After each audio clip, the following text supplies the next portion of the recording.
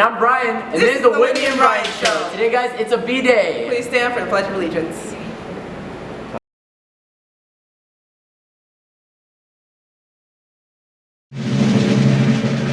I pledge allegiance to the flag of the United States of America and to the republic for which it stands, one nation, under God, indivisible, with liberty and justice for all. Hey, good morning, Brian. How are you doing today? I'm doing just well, Whitney. What about you? I'm doing amazing. Tell me, what's today? Today is actually Thursday, November 10th, and the first game for the soccer team has commenced. That's amazing. I'm ready. Are you ready? I sure am. Go Eagles! Woo! And now on to the monthly pillar.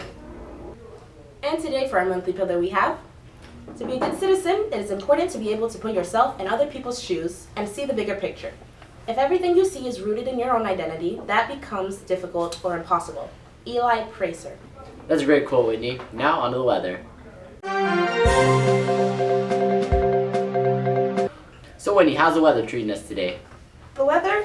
Well, it looks like it's going great. It will be a high of 82 and a low of 74. That's great. Now on to the lunch.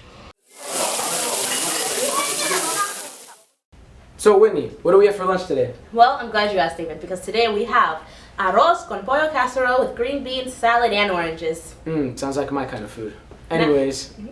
Now it's time to our student news. Students, remember that tomorrow there's no school, so enjoy your long weekend. It is also Native American Heritage Month. Isn't that exciting, Whitney? That's really exciting.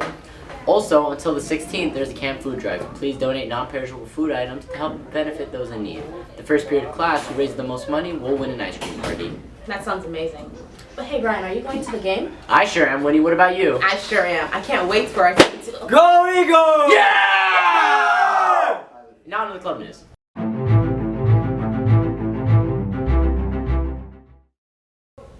The science fair has already started from now till November 14th.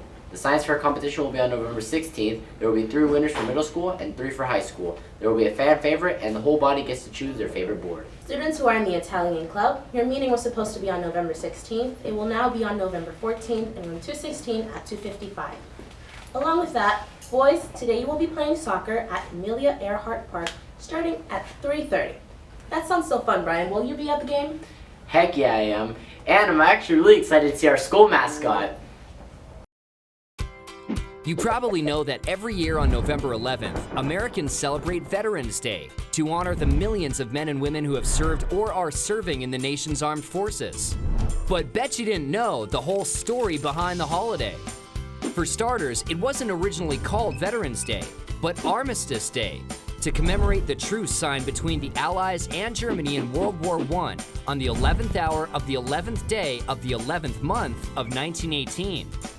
The first Armistice Day in the U.S. was celebrated on November 11th, 1919. All business was suspended for 2 minutes starting at 11 a.m., and parades and public gatherings were held to commemorate the occasion. Later, America also began honoring its unknown soldiers on Armistice Day, a tradition that continues today. At 11 a.m. every Veterans Day, a color guard ceremony represents all branches of the military at the Tomb of the Unknowns in Arlington National Cemetery. In 1954, the name was changed to Veterans Day, following a national campaign to have the day honor all veterans, not just those who served in World War I. And did you know, for 7 years, Veterans Day was actually celebrated in October? In 1968, Congress moved Veterans Day to the 4th Monday in October so that government employees could enjoy a long weekend. But in 1975, President Gerald Ford returned Veterans Day to November 11th due to the historical significance. And that's where it sits on the calendar today. And do you know the difference between Memorial Day and Veterans Day? Both of them honor those men and women who have served in the military, but Memorial Day honors America's war dead, while Veterans Day honors all American veterans, living and dead. The U.S. Census Bureau estimates that there are currently over 21 million living military veterans in the United States. More than 16 million of these served during times of war, while 5.5 million served during peacetime only.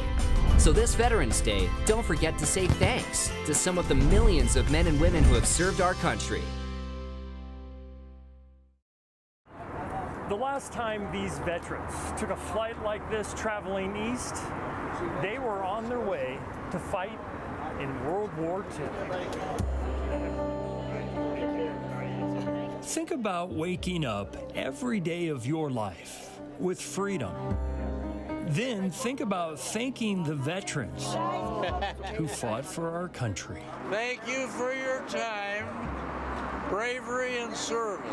Army pilot Dudley Gladding, age 101, the oldest veteran taking the honor flight. I had 40 missions over the Philippines. The purpose of Honor Flight is to usher these heroes to Washington, D.C., to view the nation's memorials they built with their blood. Mail call. Team leaders, please bring out the mail. The 3-day trip starts with mail call at nearly 40,000 feet. You have lots of fans here. This year's special delivery comes with stacks of 4,000 letters, some from loved ones. I knew what I was fighting for. Some from strangers. From a little guy. But every letter from an American thankful for the veteran's service. Thank you for your service and for our freedom. Navy Corpsman Aneen Jack, age 87, the only female veteran on the honor flight. This whole thing has been surreal.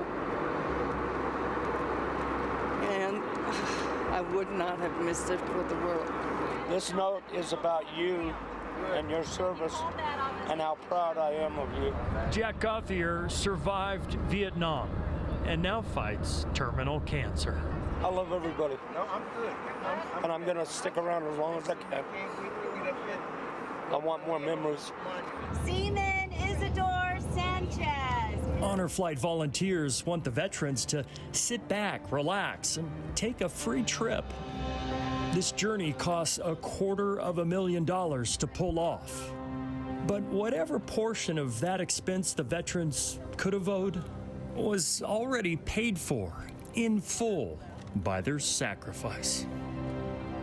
In the Zevely Zone, Jeff Zevely, CBS 8.